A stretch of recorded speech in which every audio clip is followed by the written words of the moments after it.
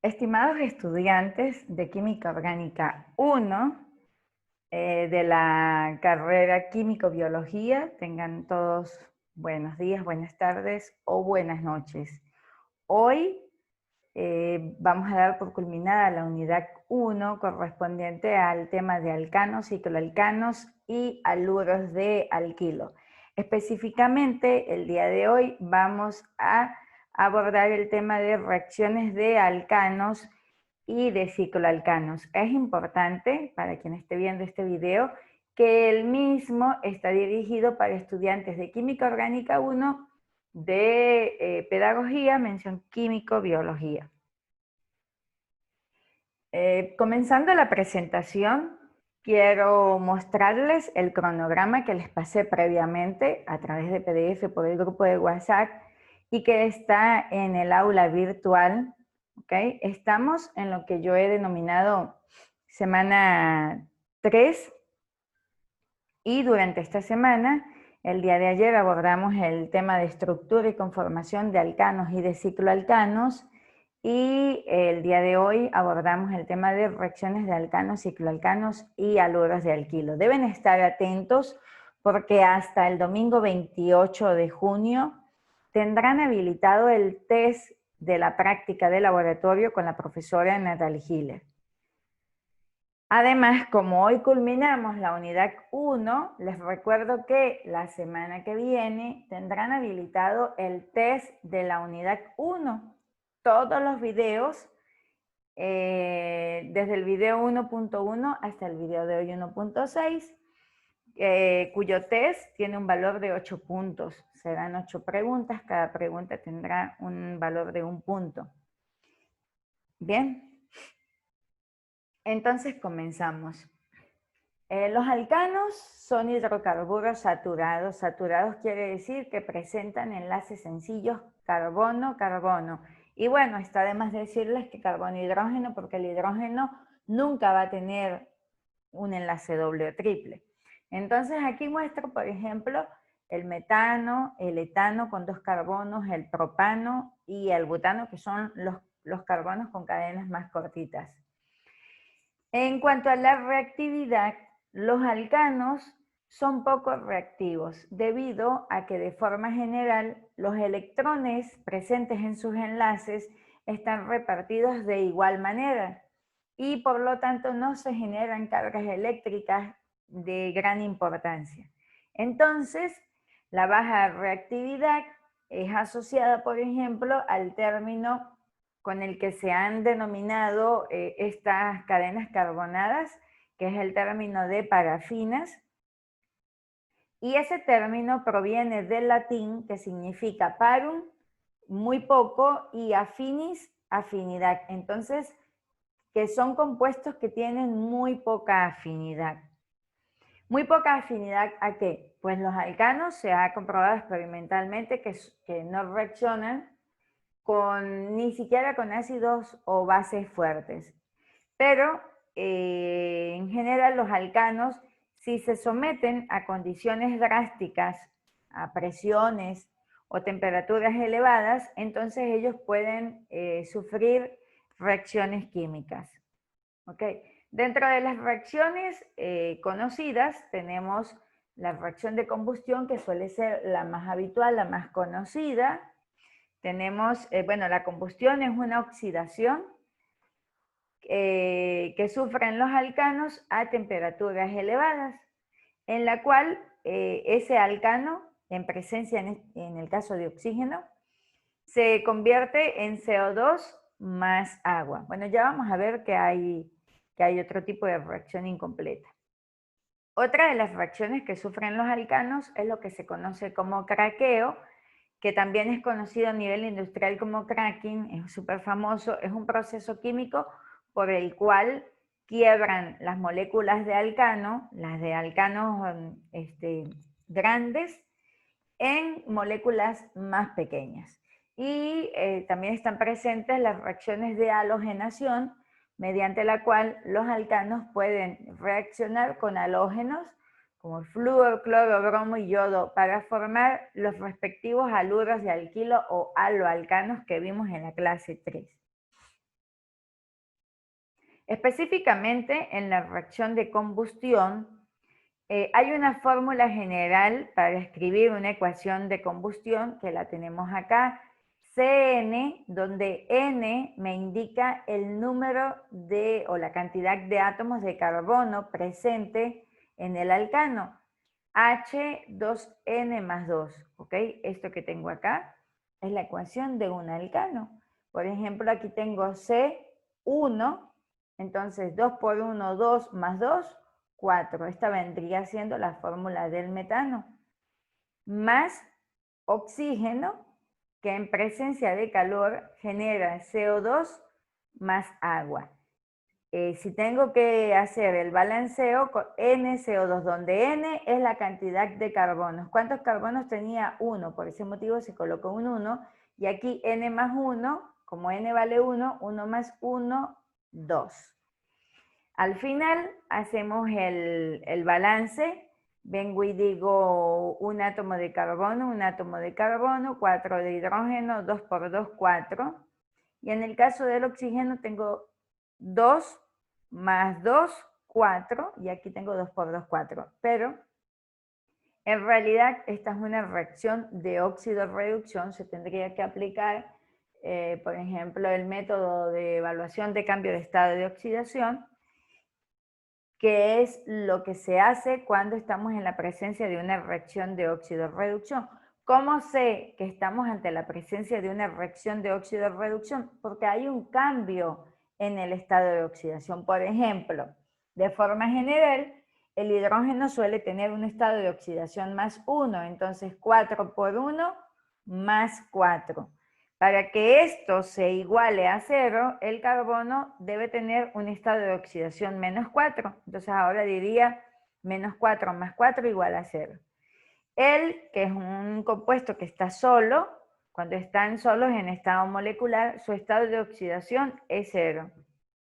En el caso del CO2, el oxígeno en general tiene un estado de oxidación menos 2, con algunas excepciones, como en el caso de los peróxidos, pero no es este el caso. Así que aquí él tiene un estado de oxidación menos 2. Vengo y digo 2 por 2 menos 4. Para que esto se haga igual a 0, el carbono debe tener un estado de oxidación más 4. Y bueno, para el hidrógeno aquí siempre es 1 y para el oxígeno aquí es menos 2. Para saber qué es una ecuación de óxido-reducción, tengo que evaluar qué especies químicas sufrieron cambio en el estado de oxidación. Entonces veo que el carbono cambió de menos 4 a más 4 y que el oxígeno cambió de 0 a menos 2. Como visualizo un cambio en el estado de oxidación, digo, ah, sí, es verdad, la combustión es un proceso, una reacción química de óxido-reducción, una reacción electroquímica. Entonces, en esa reacción electroquímica, cuando visualizo, cuando asignamos los cambios en el estado de oxidación, yo debo identificar las dos semirreacciones, la de oxidación y la de reducción, que se dan al mismo tiempo. Entonces, en este caso, para el carbono, veo que él tiene un estado de oxidación menos 4 y él se convierte en CO2, pero donde el carbono tiene un estado de oxidación más 4. Aquí hubo un aumento en el número de oxidación. En el caso del oxígeno, cambió de estado de oxidación 0 a estado de oxidación menos 2. Aquí hubo una disminución en el estado de oxidación. Si tomamos en cuenta este cuadrito que tenemos acá, nos indica que cuando aumenta el estado de oxidación, hay una pérdida de electrones. En este caso tendríamos que decir que aquí va a haber una pérdida de electrones. Y en este otro caso hay una reducción en el estado de oxidación, pasó de un número más alto a un número más pequeño, y entonces se dice que hay una ganancia de electrones. Entonces, tendríamos que hacer todo el balance de óxido-reducción, el cual es tema de química general, pero lo que yo les quería mostrar es que ese tema de química general está relacionado con las definiciones de combustible y de comburente, que sí vienen al caso con el tema de combustión. Entonces, el combustible es el compuesto que pierde electrones, es decir, el que sufre la oxidación. Y el comburente es el causante de la oxidación, el agente oxidante. Entonces, el comburente es la sustancia que gana electrones. ¿Ok? Entonces, así podremos saber que, por ejemplo, en este caso, el metano es el combustible y el oxígeno es el comburente. Bien. En química o de forma general, la gente suele asociar que el combustible es la sustancia que arde y el comburente es la sustancia que provoca la combustión, que es el oxígeno. Si ustedes observan en un sitio que que haya fuego, la forma de detenerlo, la forma más fácil es, por ejemplo, cerrando todo el sistema para que se consuma el oxígeno. Acabándose el oxígeno, se detiene el proceso de combustión, es decir, se acaba el fuego. Bien, si queremos, por ejemplo, aplicar la ecuación general para el proceso de combustión, tenemos aquí un ejemplo. Me dicen, aplicando la ecuación de combustión para alcanos, complete la ecuación para la combustión completa de propano. Entonces, aquí tenemos la fórmula del propano en presencia de oxígeno y me están pidiendo la ecuación completa. Aplico esta ecuación, cuento la cantidad de carbonos. Entonces, lo que tengo que hacer es ver cuántos carbonos tiene el propano. 1, 2 y 3. Así que N va a ser igual a 3. Entonces, donde está la N, sustituyo por 3. C3, H, 2 por 3, 6, más 2, 8. Entonces coloco acá el 8, más oxígeno en presencia de calor.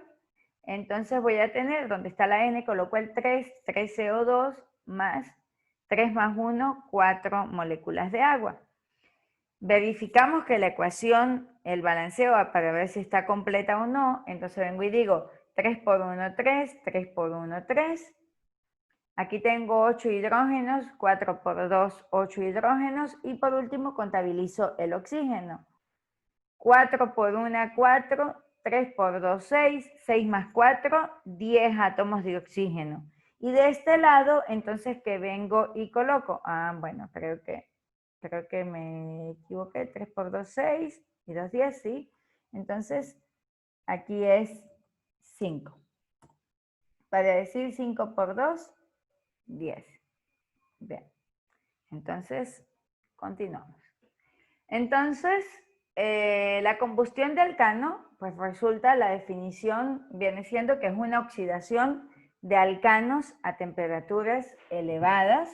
Vamos a tener dos tipos de combustión: la combustión completa, que se produce cuando los componentes se oxidan completamente, cuando el metano se consume por completo, formando dióxido de carbono y agua. Esto sucede cuando hay suficiente cantidad de oxígeno, pero cuando la cantidad de oxígeno no es suficiente, entonces en esos casos se produce una combustión incompleta, que es aquella cuyos gases de combustión contienen compuestos parcialmente oxidados, es decir, produce CO2, produce agua, pero también produce monóxido de carbono y en algunos casos otro tipo de partículas de hidrógeno, de carbono. La combustión más conocida pues es cuando quemamos el gas en nuestras casas. Aquí está el tanquecito de butano, a veces puede ser butano, propano, el de los encendedores, ¿sí? Y bueno, ahí está el señor cocinando. Los alcanos utilizados como combustible son el metano, que es lo que se conoce como gas natural, el propano, que lo utilizamos en los tanques de gas, en los encendedores, y bueno, la gasolina, que es súper peligrosa, por ejemplo, tenerla en casa. Bien, los alcanos generalmente se derivan del petróleo y de los subproductos del petróleo, ¿ok? Pero ¿cómo? ¿Cómo se obtienen? Pues cuando se tiene el crudo, ese crudo se introduce en un horno y eso se calienta. Durante ese proceso de calentamiento, a eso es lo que se conoce como refinación del petróleo, que lo voy a pasar de un producto que es una mezcla de muchas cosas para productos que están purificados. Entonces, durante la refinación del petróleo, lo que se hace es que se obtienen fracciones o se separan las mezclas que conforman ese crudo. Para hacer esa separación se utiliza lo que se conoce como destilación fraccionada. Entonces, ¿qué es una destilación? La destilación es una técnica que nos permite separar mezclas comúnmente líquidas de sustancias que tienen distintos puntos de ebullición. Sabemos, habíamos visto en las propiedades de alcano, que cuando tienen cadenas pequeñas tienen puntos de ebullición más bajos y a medida que van aumentando las cadenas, pues va aumentando el punto de ebullición. Si hay distintos puntos de ebullición, ¿qué quiere decir? Que cuando voy calentando a temperaturas diferentes, voy a poder ir separándolos. Entonces, aquí tenemos un sistema de destilación. Es un sistema de destilación simple. ¿De qué está compuesto? Pues tengo un mechero, aquí tengo lo que es un balón de destilación que tiene por acá un codo. Allí introduzco la mezcla de lo que quiera separar, lo tapo, coloco el termómetro. Fíjense que la punta, el bulbo del termómetro está justo, bueno, no sé si están viendo, no pueden ver el apuntador porque lo tengo maximizado, pero la punta del termómetro está justo donde está el codo de destilación, ¿sí? Eso está conectado a un tubo refrigerante. Tengo dos mangueras, en uno por donde va a ingresar el agua y el otro por donde sale el agua. Y bueno, pues se aplica calor, entonces las moléculas en estado gaseoso llegan hasta acá. Como aquí trato de pasar agua fría, esto aquí va a estar más frío, entonces cuando hay un gradiente de temperatura, cuando hay un cambio de temperatura, algunas moléculas van a condensar y van a caer acá, entonces podremos hacer la separación. Si son gases, hay que hacer una trampa de gases para tenerlos allí almacenados. ¿Ok? Entonces, ¿en qué consiste la destilación? Consiste en calentar una mezcla hasta que ésta comience a ebullir.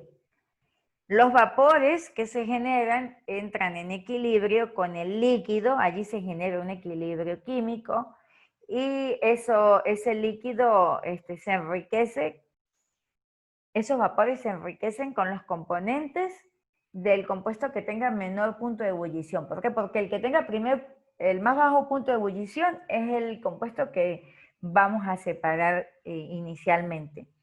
Entonces los vapores se dirigen hacia el condensador, donde se enfría el gas y así pasa a estado líquido.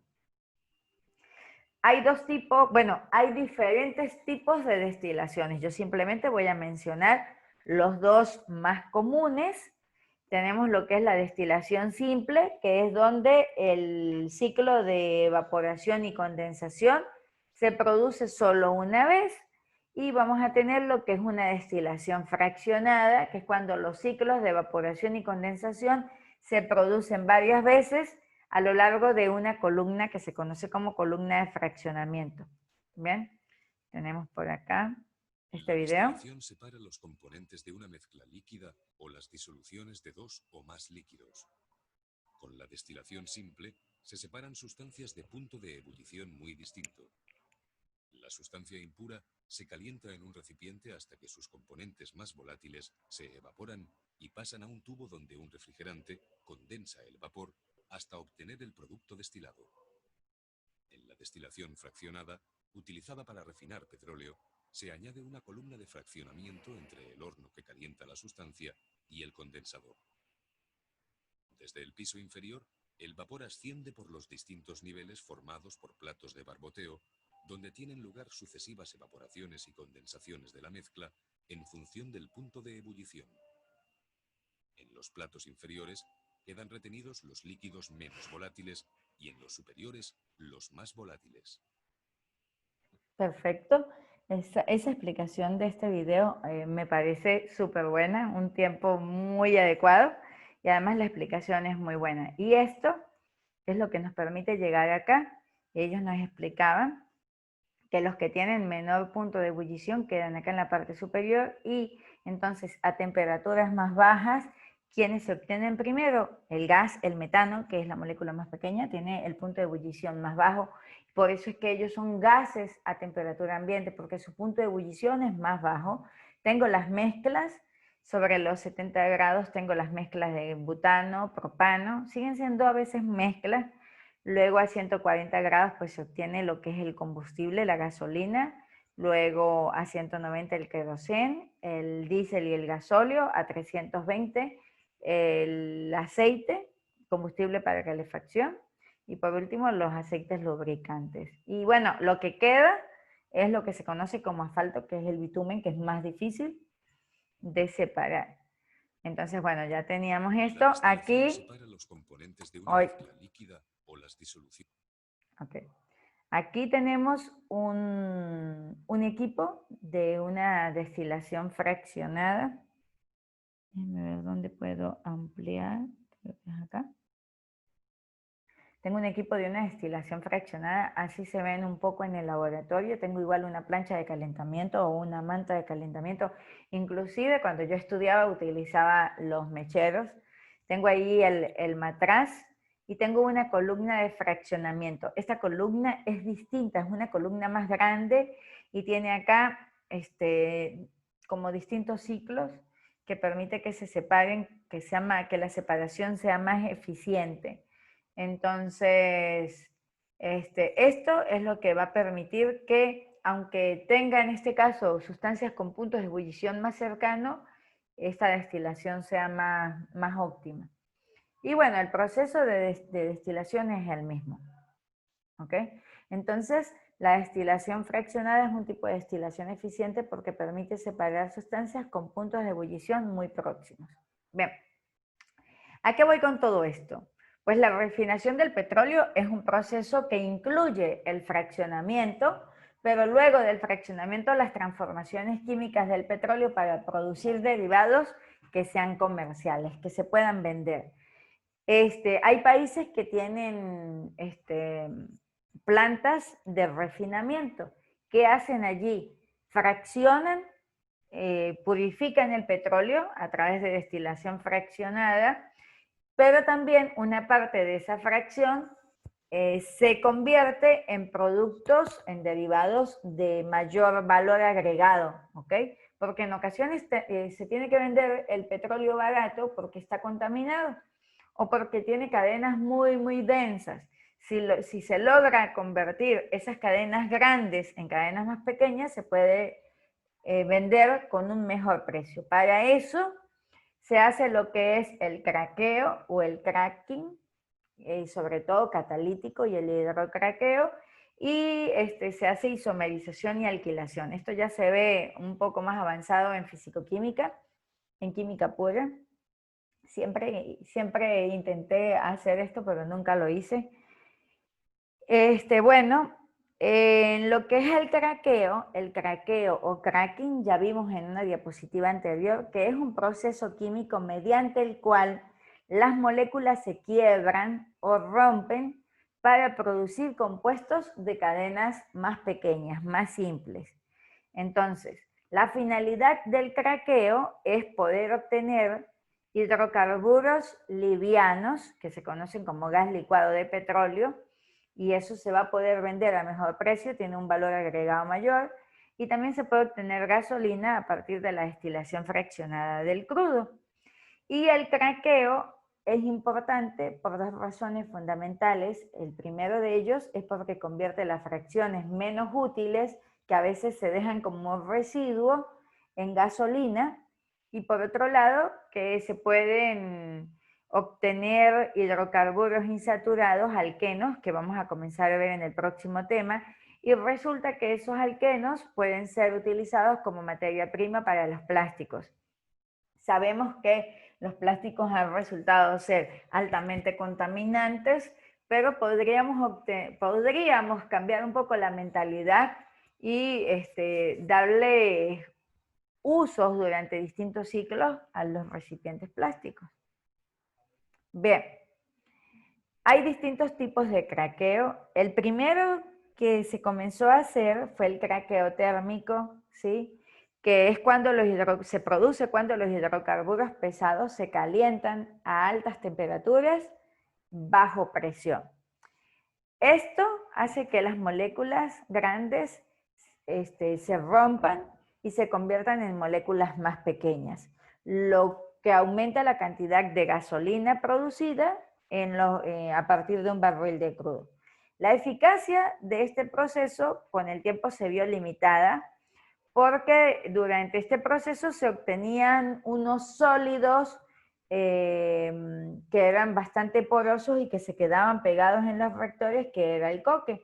Entonces, para poder sacar el coque, había que luego emplear temperaturas y presiones más altas para poder craquear todo, y eso pues tenía un consumo energético más alto, y siempre hemos dicho que se quiere utilizar la menor cantidad de energía. Entonces, con el paso del tiempo, se observó que si se hacía este craqueo en presencia de catalizadores, pues se podían obtener un mejor proceso.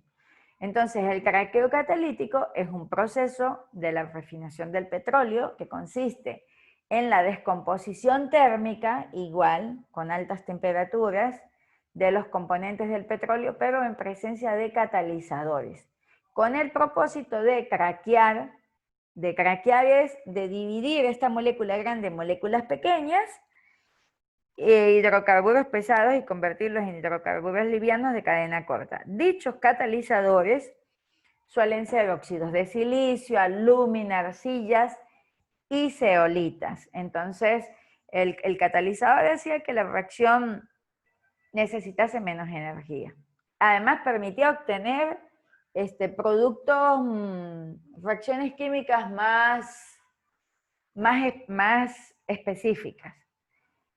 Bien, adicional a esto, entonces se procedió a hacer luego el mismo craqueo, pero en presencia de hidrógeno. Y entonces a ese proceso se le conoce como hidrocraqueo, que se produce cuando el craqueo se lleva a cabo en presencia de hidrógeno. A eso se le llama hidrocraqueo. El producto es una mezcla de alcanos libre de impurezas de azufre y nitrógeno con un mayor valor agregado. Esto es ideal porque, por ejemplo, el petróleo suele tener azufre como contaminante.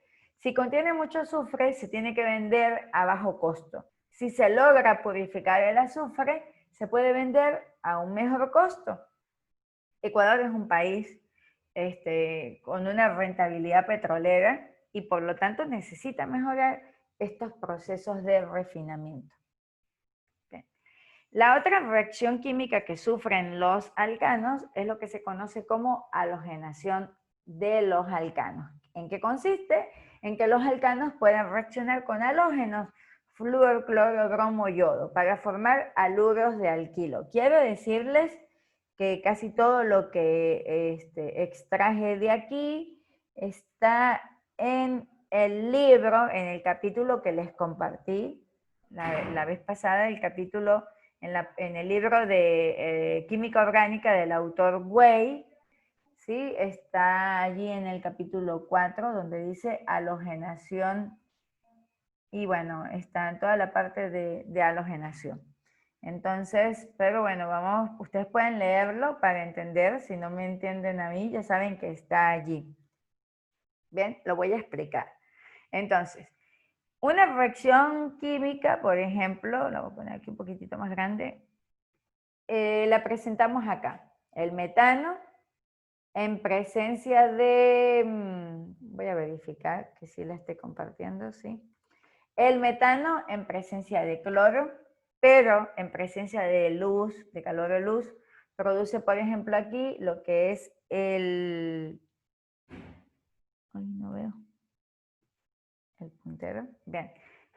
Tenemos acá distintos haloalcanos y ácido clorhídrico. Entonces, esto que está acá es una reacción química de cloración del metano. Cuando se adiciona cloro al metano, la primera reacción química que se produce es la que tenemos acá. El metano en presencia de cloro, uno de los átomos de cloro sustituye al hidrógeno y ese hidrógeno lo colocan acá, como si fuese ácido clorhídrico. Parece así de fácil. Ah, no, sí, qué chévere, qué fácil, pero no es así. En realidad, bueno, esta reacción luego continúa en presencia de cloro y se siguen sustituyendo el resto de los hidrógenos hasta que ya no hay más hidrógenos que sustituir. La realidad no es tan sencilla como se plantea en esta diapositiva y a partir de estudios avanzados se pudo determinar otra cosa. Lo primero que tenemos que preguntarnos cuando hacemos estudio de reacciones químicas, particularmente en esta, es ¿por qué se necesita calor o luz para que se produzca la reacción? ¿Por qué obtenemos una mezcla de productos? Nos preguntamos si hay alguna manera de modificar la reacción para obtener solo un producto, si los productos observados se forman porque son los productos más estables, si se ven favorecidos porque se forman más rápidos que otros.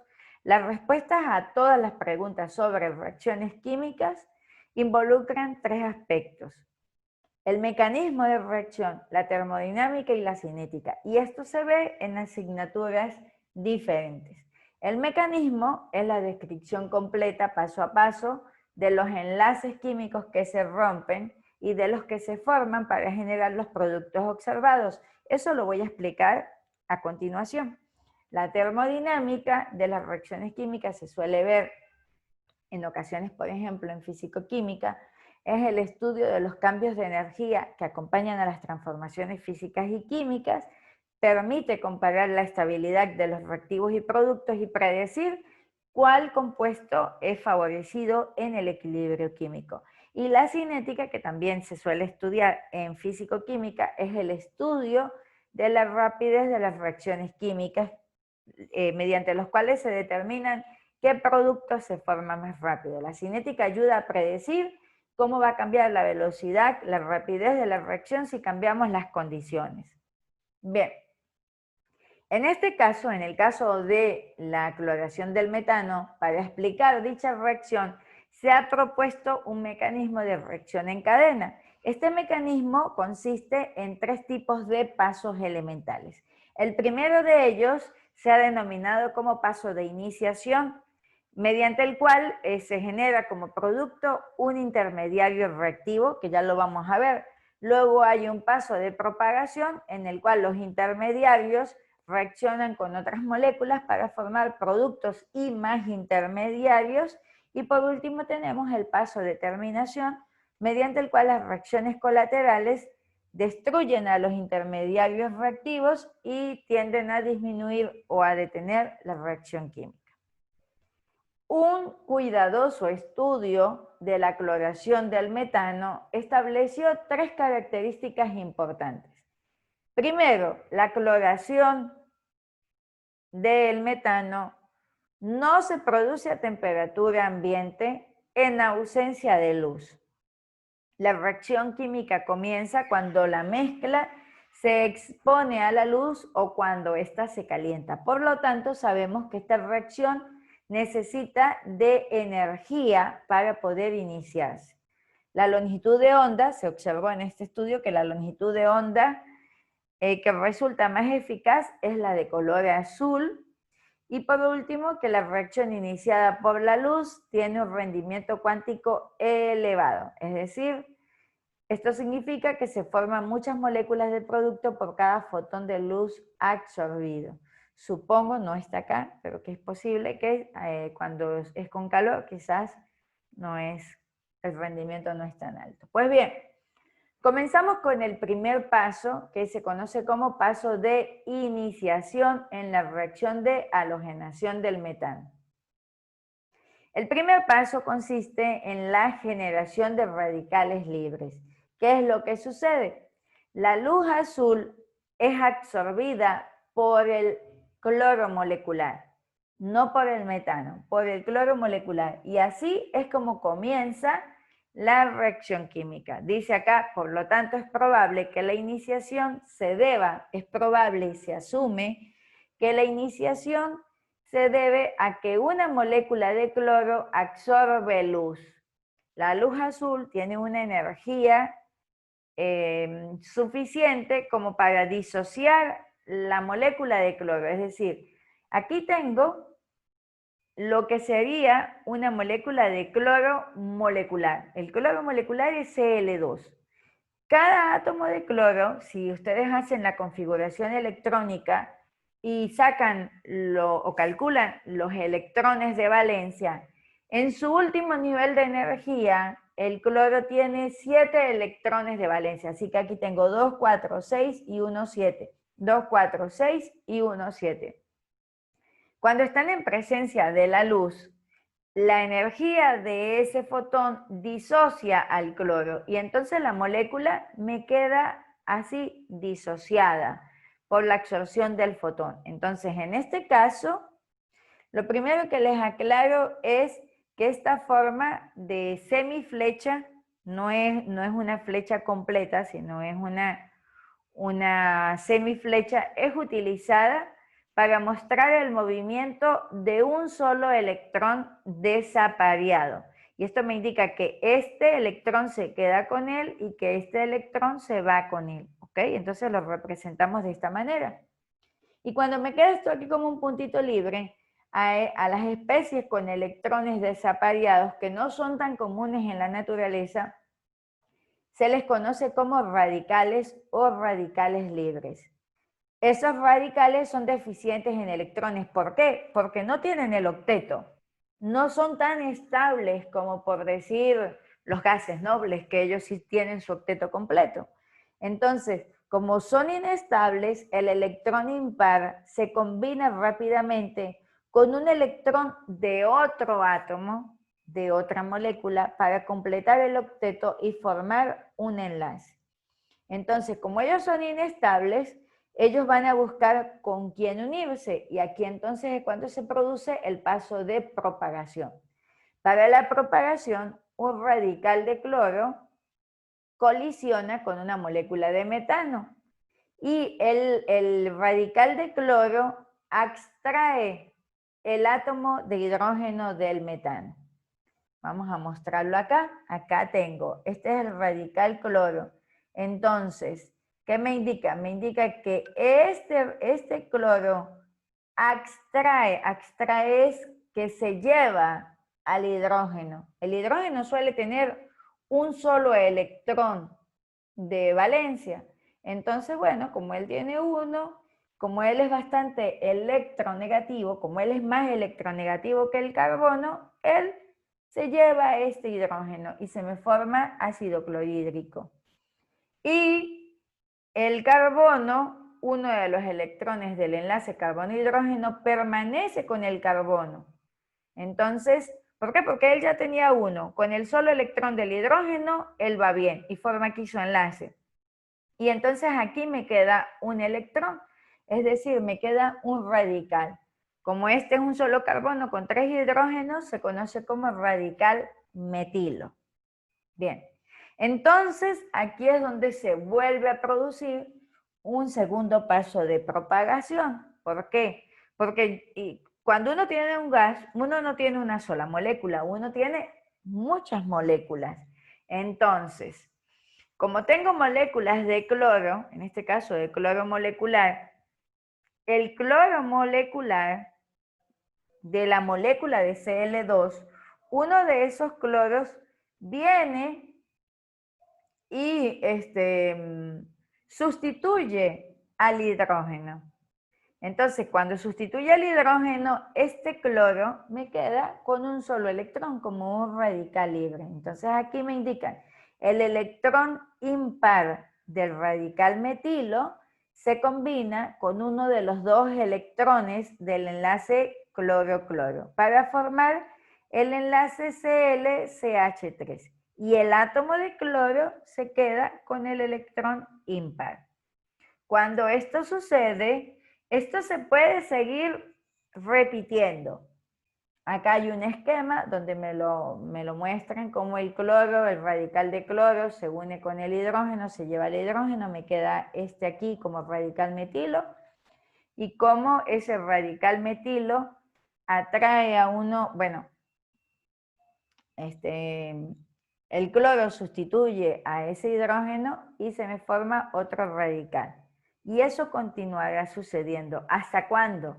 Hasta que se produzca una reacción de terminación. Y para ello, dice, si algo sucede para que se consuman algunos de los radicales libres intermediarios sin generar otros nuevos, la reacción en cadena disminuirá o se detendrá. Dicha reacción colateral se conoce como reacción de terminación, un paso que produce menos intermediarios de los que consume. Las siguientes son algunas de las reacciones de terminación posibles en el caso de la cloración de metano. Entonces me plantean que una de las reacciones posibles es que este radical cloro se una con él y ya no tenga más radicales cloros en el medio, o que un radical libre de cloro se una con otro radical libre y se forme cloro molecular. Si no hay más radicales libres, hasta allí llega la reacción química. Una forma de determinar esta reacción química es quitando la luz, por ejemplo. Entonces ya no se forman más radicales libres de cloro, se consumen los que hay en el medio y hasta allí llegó. Y bueno, otra posibilidad es que cuando haya distintas moléculas, distintos radicales libres de metilo, pues que ellos dos se unan para producir, por ejemplo, en este caso etano, y ya, se acabó la reacción. Bien, cuando estudiemos la cloración del metano, consideraremos solo la primera reacción para formar clorometano, comúnmente llamado cloruro de metilo. Esta reacción es una sustitución. El cloro no se une al metano, sino que el cloro sustituye a uno de los átomos de hidrógeno, ¿ok? El cual se vuelve parte del subproducto de ácido clorhídrico. Bueno, muchachos, con esto hemos podido ver las tres reacciones químicas más comunes en alcanos. La reacción de combustión, que la usamos todos los días en nuestra cocina, para aquellos que fuman, que no deben hacerlo. Bueno, pues, ¿con qué encienden? Ya está.